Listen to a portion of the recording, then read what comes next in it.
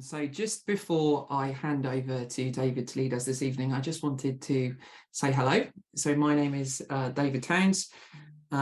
Myself, along with Martin, are kind of the people behind monastic retreats. And our heart for these 4 weeks that we're going to share together is just to give you time and space in your Advent to hear from God. I don't know how you've come to this evening. I've had one of those days where I've kind of run from one thing to the next. I was late for work, and then things didn't go to plan at work, and I've kind of got here kind of by the skin of my teeth. And maybe that's your story as well. Or maybe you've come here and you've got all of your jobs done and your heart is joyful and you're ready to receive. But however we've come here this evening, we want this to be a space for you to receive from the Lord and to look at Advent maybe through slightly different eyes. So I'm just going to pray for us, and then I'm going to hand over to David. Just some practical things. This will be recorded and made available on YouTube publicly later on, so bear that in mind. If you don't want your image seen, obviously turn your camera off. But yeah, this is a safe space, and let's just consecrate it to the Lord together.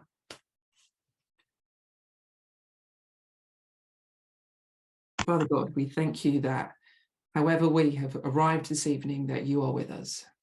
And Lord, we just bring you these next 4 weeks that we're going to spend together. And Lord, we pray that we would have ears to hear, hearts to understand, and wills to obey. We invite your Holy Spirit into our homes and into our hearts. We bring you this space and this time, and we give it to you to do with what you will. Amen. Amen. So over to you, David. Thank you, David. If I could possibly ask you to allow me to share screen, which I'll need to do in a short while, that would be most helpful. Well, good evening, everybody. It's really a privilege, and it's wonderful to be here this evening to be able to share this time and my thoughts with you.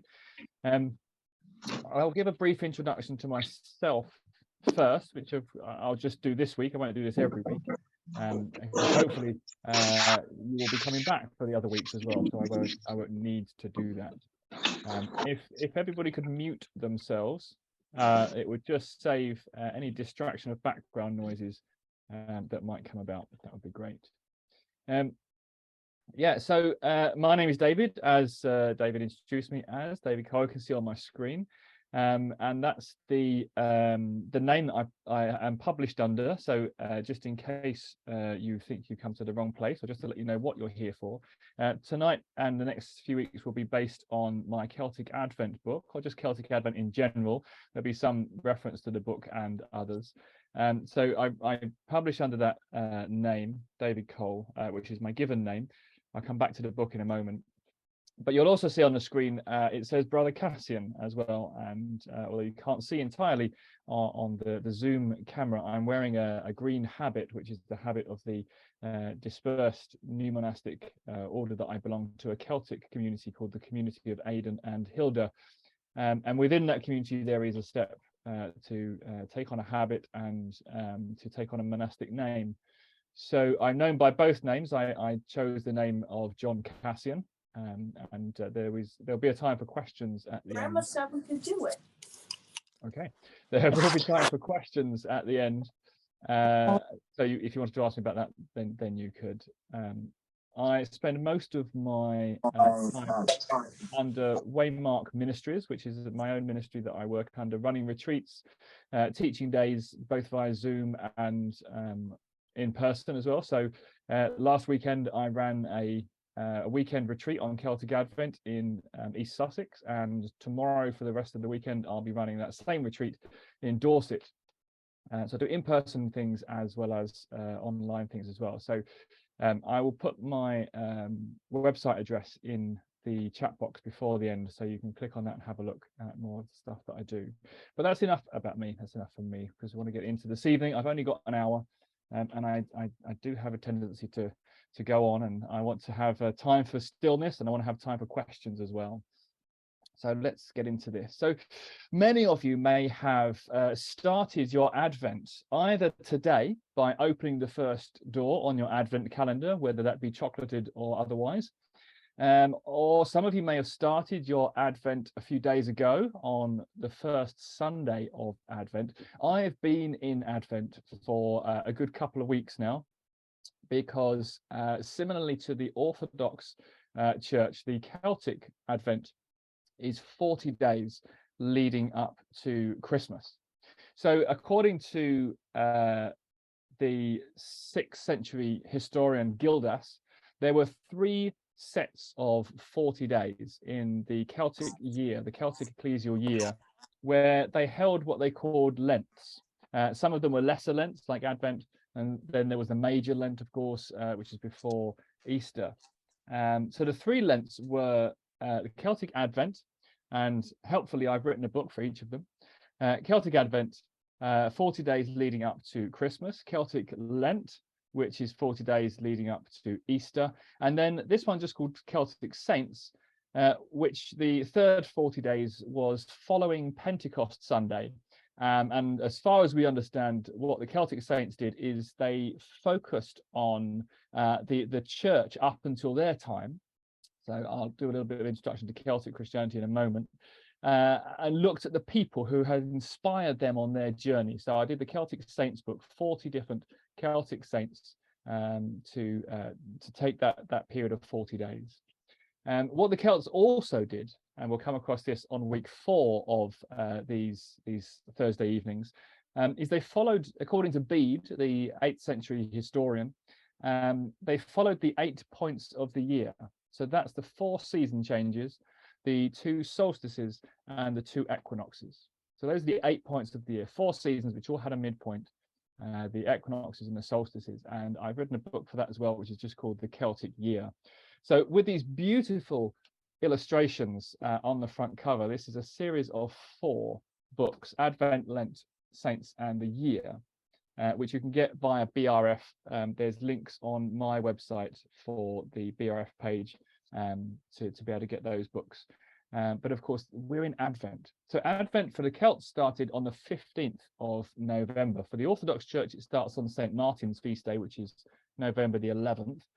For Celtic Christianity, which didn't include Sunday, or sorry, we did include Sundays in their Celtic Advent, starts on the 15th of November. So I've already been in Advent for the last 2 weeks. So if you've only just started today with your Advent calendar, then welcome to Advent. So a brief introduction to Celtic Christianity, because it's one of those things where if you ask 7 people what they think it is, you'll get 12 different answers. Tolkien, one of my favorite writers, J.R.R. Tolkien, most famous for writing his Middle-earth sagas, was also, as many of you probably know, a lecturer in things like Nordic mythology and Anglo-Saxon mythology and language. And in a lecture given called Britons and Angles, he said the term Celtic is a bit like a magic bag into which anything can go and out of which almost anything can come. And that is certainly true in my experience of finding things that say they're Celtic, and being quite encouraged because I want to get something that's Celtic and then finding that there's nothing really Celtic in it at all. So to understand where I'm coming from, I just want to kind of set the ground of where what I think Celtic Christianity is or was, and is for today. So really what we're talking about is an expression of the faith that grew in the British and Irish cultures during and after the Roman occupation of Britain. So the Romans never occupied Ireland, so their culture remained kind of Iron Age basically up until a much later period, right through the Anglo-Saxon period in England or in Britain. So the Christianity that grew out of that, and the Christianity that grew out of the more rural British areas, even during the Roman occupation, was slightly different to the Christianity that was growing out of the Roman Empire after the empire finished. And Christianity was already in Britain before the Roman Church brought it here. So many people's church history begins with Augustine coming to Canterbury in 597 and bringing Christianity, as Gregory the Great said he should, to Britain, to these pagan angles that he'd seen in the marketplace on the mainland Indian continent. But of course, before 597, so much had happened. So 597 was also the year that St. Columba died. So all of the mission and the monasteries that St. Columba had been involved with, including Iona, happened a long time before Augustine came. We also know that Patrick, who was probably a British person, I think came from somewhere between North Wales and up through the Lake District, went over to Ireland before Augustine came and founded Canterbury. Before that even, we know that Ninian came and from what's now Scotland down into mainland Europe, into Tours, and learnt from the monastery that Martin had planted in Tours and brought monasticism back to Britain. We also know that before that, or around that sort of similar sort of time, there was another British monk called, most famously known by his Latin name, Pelagius, who went to Rome and confronted Augustine of Hippo. We also know that before that, in around the end of the 3rd century, St. Alban was martyred, the first British martyr. This was during the persecutions of Christians in Britain. So this is the end of the 3rd century, around about 280 something, Alban was martyred. And before that, Roman historians were writing about Christianity being in Britain before that. So Christianity has been in Britain for a long time before the Latin Church started bringing its influence in. So what was it like? That was the question. What was it like? And the Irish influenced the British, and the British influenced the Irish. There is a famous book called How Ireland Saved Civilization, which is in itself a great historic book, but it starts in the middle of a period of history. And actually, if you go back a little bit in history, there should be another book called How the Welsh Saved the Irish Civilization before the Irish saved the rest of civilization, because actually the Welsh influence into Ireland in the 3rd and 4th century was quite, Christian-wise, was quite heavy. So all of this stuff was going on, and this is what we've come to know as Celtic Christianity. And Oliver Davies is a historian in various different things. He's written a few of the books in the Western Christian Spirituality series by Paulist Press. And he says of Celtic Christianity, because he edited the Celtic Christianity one. He says, well, Celtic, though can be a potentially misleading term, remains a useful term in its inclusivity, and it is generally to be preferred to Irish, Welsh, or even Insular, which means the islands of England, Britain and Ireland, which, though entirely appropriate in many contexts, are too exclusivist. The use of the term Celtic does maintain the principle of an affinity of language, supporting some kind of affinity of culture between these Celtic-speaking areas, reinforced by extensive cultural contact based on close geographical proximity, by which he means that although Celtic culture was clan-based and it was very different to each other, each clan was different, there was a family resemblance across the whole of Britain and Ireland in their Celtic culture. And the Christianity simply grew out of that culture. In the same way that the continent had in the Roman Church, in the Latin Church, it grew out of its culture. And the culture, of course, of the Latin Church was the old failing empire. And so it grew out of that culture. It was very urban based. It was very parochial based. It was very hierarchical based. It was very, there was a person at the top, an emperor, then and then emperor and pope, and then just a pope.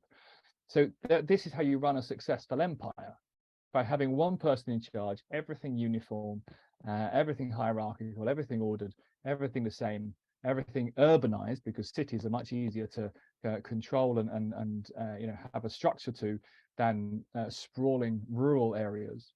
So the Latin Church simply grew out of its background, grew out of its culture. And the church in the British Isles and Ireland did exactly the same, but their culture was clan-based, it was rural, and it was very different, but it was a family resemblance. So Celtic Christianity is that Christianity, and it's a way of expressing the faith. Certain theologies differed from the Latin Church. That's partly because Celtic Christianity is equally as influenced by Eastern Orthodoxy as it was by the Latin Western Church. So it had a very specific way of seeing things, which meant that you could be part of Celtic Christianity without having Celtic bloodline, which means that we can still today be part of Celtic Christianity. We can be Celtic inspired Christians without necessarily coming from an Irish family or a Scottish family or whatever, or a Welsh family. So some great examples of this are people like Cuthbert and Hilda, who came later. These were Anglo-Saxons. Both of them were purebred Angles. They were pure English, as we might term it now, Cuthbert and Hilda. And Hilda's one of the greatest examples because she was converted to Christianity in her teens by a Roman bishop and lived back in, she was a princess, so she lived back in the East Anglian royal family for another 15 years or so, till her early 30s. And then she encountered Aidan, who was a missionary from Iona, who came over and founded Lindisfarne. And there must have been something in Aidan and his theology and his teaching and his personality, because at that point she decided to change the way she viewed Christianity and expressed Christianity from her Roman conversion to this, what we now might call Celtic expression. So here is a very founded English woman who had been converted by a Roman bishop, who then found something in what we now call Celtic Christianity that resonated with her more and changed her entire life. And not only did she follow Celtic Christianity, she also then became a nun and then an abbess of a couple of famous monasteries, Hartlepool, and most famously Whitby, a big double monastery which had men and women that she ran up in the north of England. So that's what I understand Celtic Christianity as, an expression of the Christian faith that was quite individual because of its influence by East and West and because of its cultural background. Nothing ever before it or since has really been the same as Celtic Christianity. And it's part of being a British person. It's part of my own heritage. It's the kind of the indigenous spirituality that became Christian in my own heritage.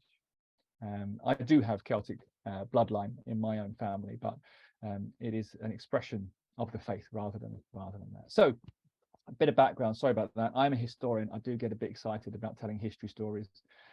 So I hope you're not all bored and asleep by now. I can't see many of you. But hopefully you're all still awake. David's still awake. He's still laughing and everything.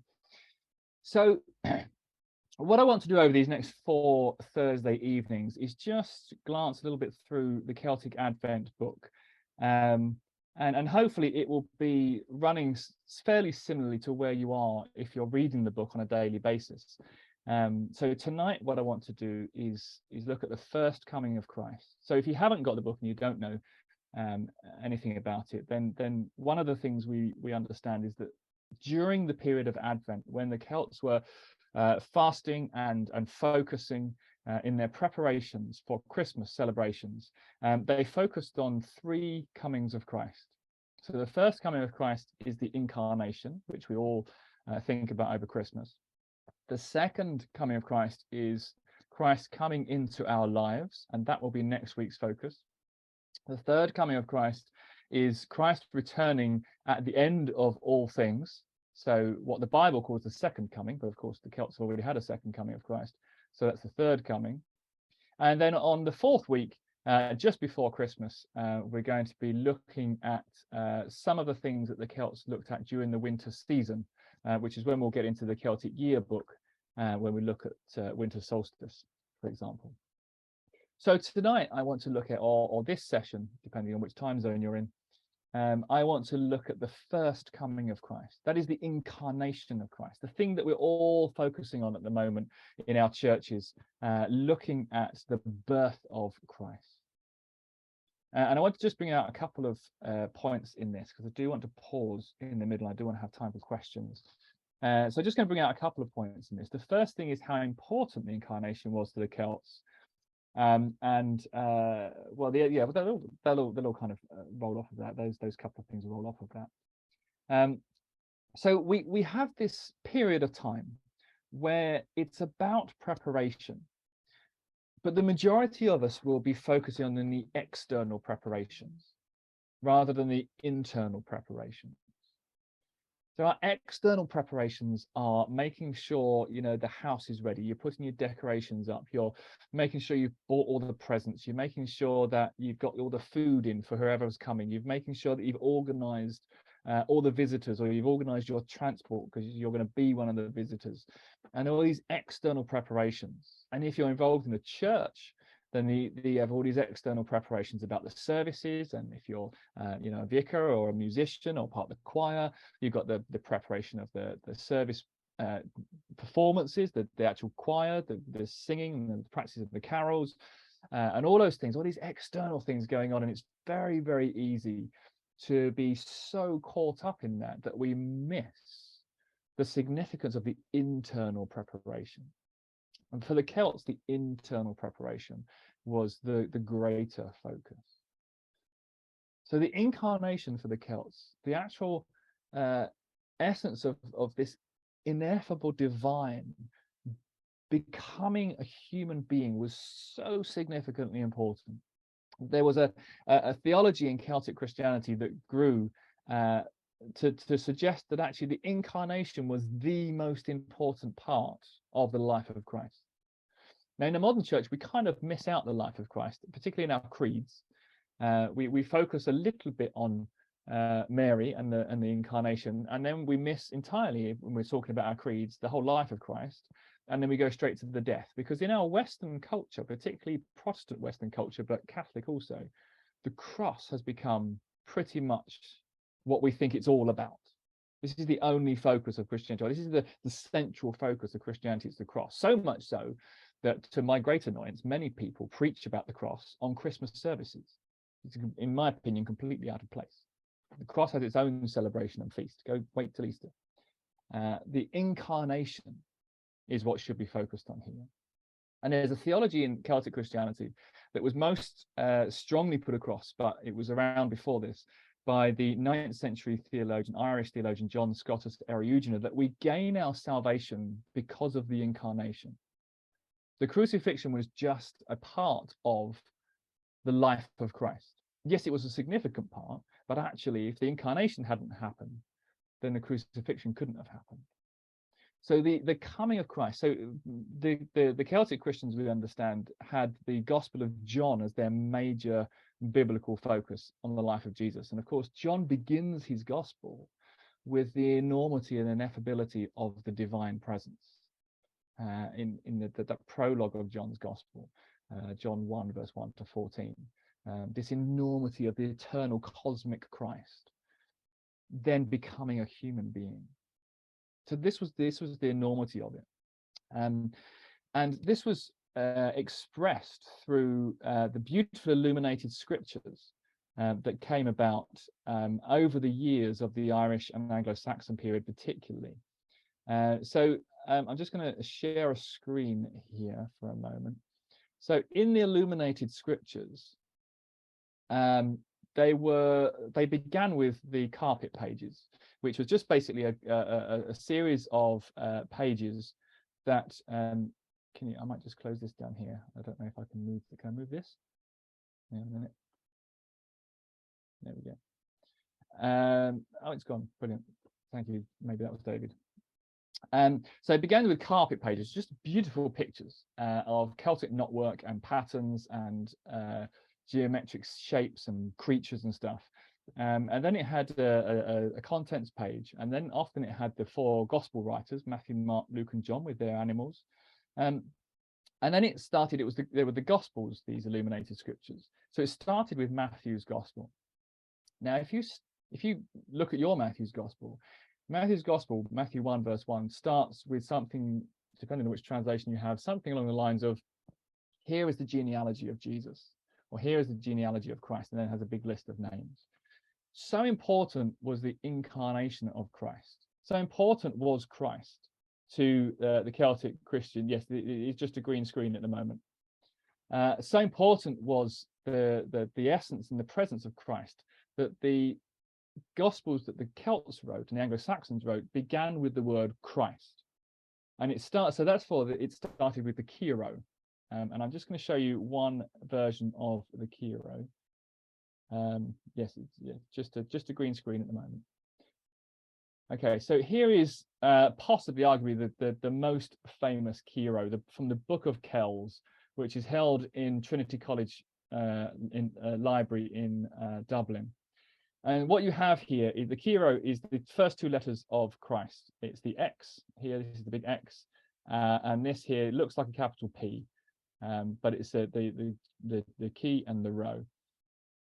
So there's the first two letters of Christ, and you'll often find that on altars in churches, a big cap. It looks like a capital P with an X through its stem, like that. So here is the beginning of Matthew's Gospel. This is not a carpet page. This is actually the first sentence of Matthew's Gospel. You can see some more writing down here at the bottom of the page in Latin. This is the first page of Matthew's Gospel, and they wanted to express this. They wanted to express this enormity of the idea of the incarnation, the ineffable God divine coming down into a body through these incredible pages. Just a couple more of these pages. So this is the Lindisfarne Gospels, and of course you can see much better here the beginning of Matthew's Gospel, the writing underneath the Kiro, again beautifully inscripted, beautifully decorated. The knotwork is incredible. The Lindisfarne Gospels are housed in the British Library, usually in their ancient manuscript section, although they are on tour at the moment, like an old rock band. And I think there's some around Dublin or something around Durham or Lindisfarne at the moment. So you can see them traveling around, but most of the time they're in the British Library. And one last one, the Book of Chad, which again, you can see the beginning of Matthew's Gospel there, but another set of beautifully inscripted and decorated Kiros. So there was this, it's just a green screen again now, don't panic. I'm going to come back to the sharing in a moment. So the illuminated scriptures really expressed how important the coming of Christ was. And another beautiful part of this importance of the coming of Christ was a beautiful legend that grew up about Bridget of Kildare. Now, Bridget came about a generation after Patrick in Ireland. There are some stories that she helped Patrick or she was taught by Patrick or something, but her timeline doesn't match with Patrick. It's possible her mother was converted by Patrick, but Bridget comes, one generation down from Patrick. But she was significantly important in Ireland. And there's a beautiful legend that grew up with her. So the Celts, like us, I assume, believed that God was not caught up inside linear time. So we don't believe God is caught up in linear time. We believe that God is outside of time, or at least I do anyway. That's my theology. Can't speak for anybody else. But the Celts also believe that God is outside of linear time. It's not just in this moment that God exists. Actually, God exists in all moments all at once. So if that's true, then if you are in a space where you're being transported into the eternal, I don't know if you've ever been in a really deep meditation state where you feel that you kind of just, your time is irrelevant and it passes in a different way, or you're caught up in the kind of eternal context and you don't feel like you're in linear time. Well, that's kind of, you're being taken into that divine presence, because the divine is outside of time, so time is irrelevant.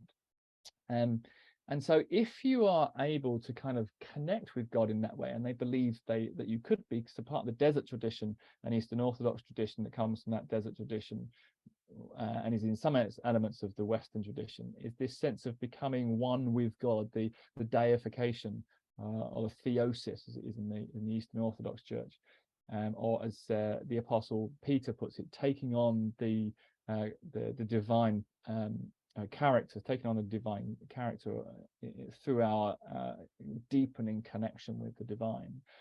If you can be taken into that presence, then you are then in a space where you are outside of linear time, as it were. That's why it feels like you're outside of time, because actually you're in the divine presence.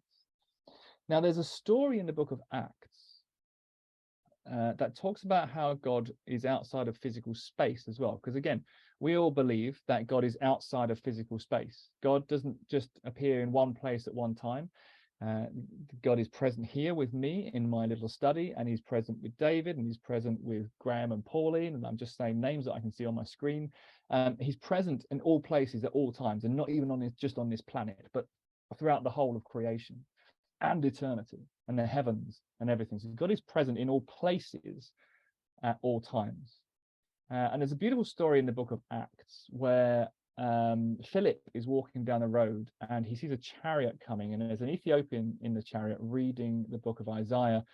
Philip jumps into the chariot and talks to this Ethiopian guy, says, "Do you understand what you're reading?" And they go through this process of Philip explaining what he's reading, explaining that Jesus was the fulfillment of all this stuff. Jesus was the Messiah, the Christ, and telling him all about this stuff. And he obviously talked about baptism as well, because the Ethiopian then said, "Well, look, here's some water on this road, right next to the road. Can I be baptized? I believe what you're saying. I believe this Jesus is the fulfillment, the Messiah. Can I be baptized?" And Philip said, "Yeah, let's go be baptized." So gave him the quickest baptism class there has ever been on the walk from the chariot to the river, or the water, the lake, whatever it was. And the story in Acts says that as Philip baptized the Ethiopian, as he pulled him back up out of the water, he was translated, he was taken away from that space in physical geography, and he appeared in the middle of a town miles away from where he was. So God had picked Philip up out of that physical place and put him down in an entirely different physical place, because God is outside of physical space. So God can do that. Now, if God can do that in physical space, because God is outside of physical space, if God is also outside of linear time, then God has the ability to do exactly the same thing with time, not just space, but also time. So a beautiful legend rose up about Bridget, so significant and important was she to the Irish, that she was actually physically translated in time from her own period of the 5th century back to the 1st century in Bethlehem, was actually physically the midwife of Jesus at the birth with Mary and Joseph. And it's such a beautiful legend, but it does show how significantly important this act was. And then let's go back to the screen I was sharing just now. And I want to show you a lovely painting by an artist called John Duncan. And this is the translation of Bridget. The painting is just called St. Bride. It's in the Edinburgh Tate Gallery, or the Edinburgh National Gallery, can't remember which one.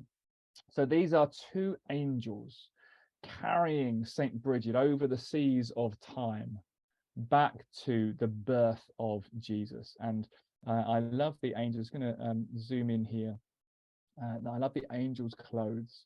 So if you just look at the detail on his clothes, they look like embroidery. Here on this angel's shoulder at the front, you have Mary being visited by Gabriel. Just below the angel's arm, you have the angel here appearing to the shepherds. There's the sheep and the shepherds there. And then just down by the angel's belly, you have the star, which is personified, and the wise men following that star on their horses. And then you have the wise men here kneeling at Mary and the child, Jesus. Of course, he was a bit older when the wise men got there. Just below that, a little bit out of chronological order, you have the baby Jesus laying in the manger. And then here you have Joseph having the dream to escape to Egypt. John Duncan is the artist, and the painting is called St. Bride. And then the angel at the back here, carrying Bridget's head, has pictures from the life of Christ. So hang on a minute, where's it? There we go. Let's zoom in on this side here. So here we have Jesus at the carpenter's bench as a young man. We then have Jesus raising Lazarus from the dead. We have Jesus welcoming the children. We have the Last Supper here with the Apostle John laying his head on Jesus, the crucifixion, the resurrection, and the ascension on this angels. So we have the incarnation on the front angel and the life of Christ on the back angel, carrying Bridget over the seas of time, because the Celts wanted to be so connected to the incarnation.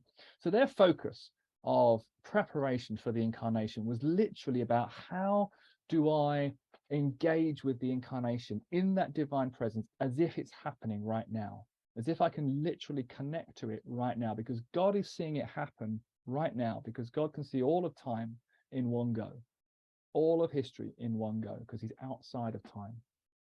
So how can I get myself into that space, into that divine presence where I can be as engaged with that moment as the divine is in this moment?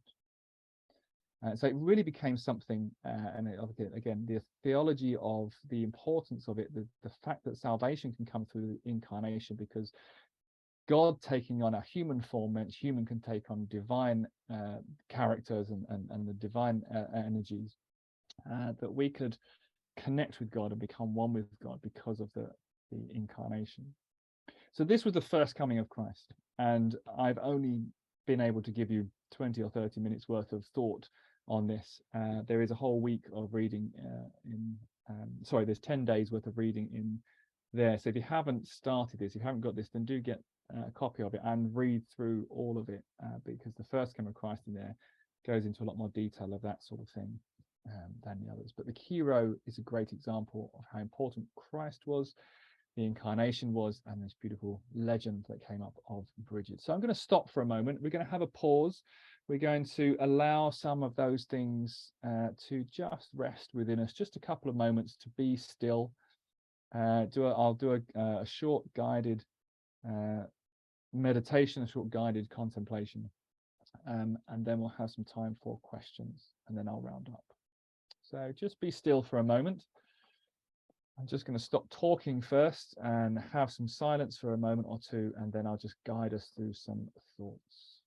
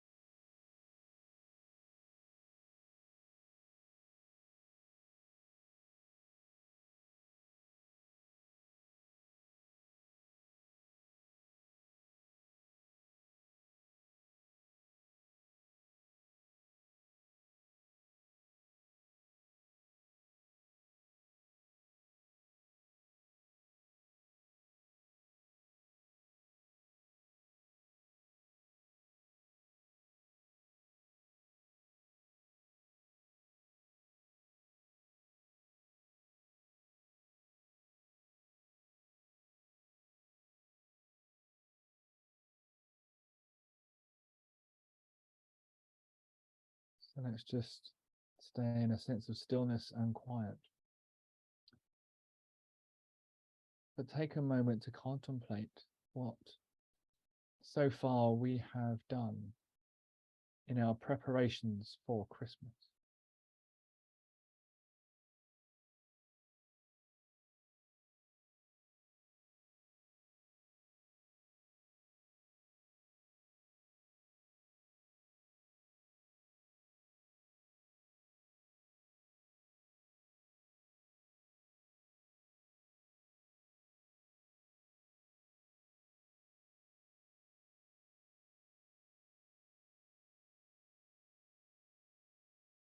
What is the balance between the external and the internal preparations?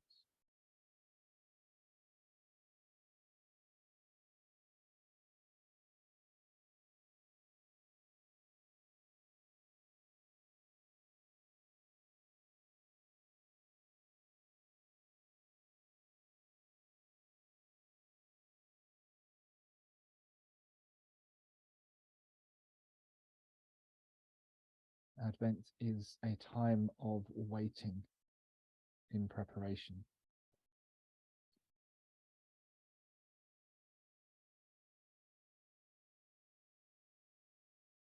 The Advent season is not the Christmas season. The Christmas season begins on Christmas Day. The Advent season is the lead up to the Christmas celebration. To wait, to prepare.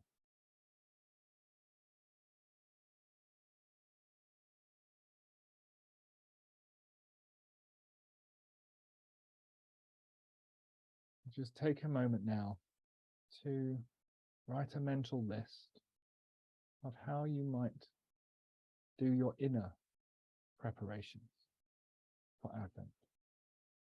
Like many people, write a physical list for all the external preparations that are needed to be done. Write a mental list of how you might become ready in your inner self for the Christmas celebration.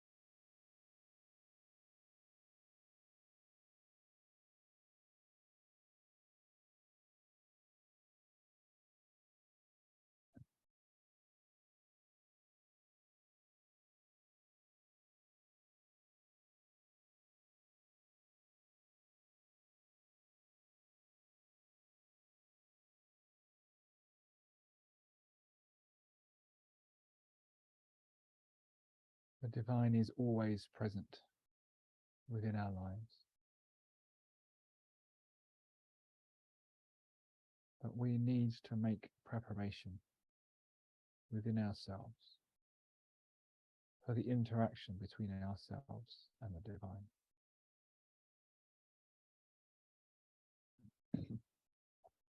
I'll just close this section with one of the prayers from a few days ago in Celtic Advent. Great and loving God, thank you for the care you place on my life from the moment my existence begins. Thank you for the care that you give as my life unfolds day by day. May I know your presence with me as I walk this path of life. And may I know your word spoken into my life by others to help me along this path. Amen.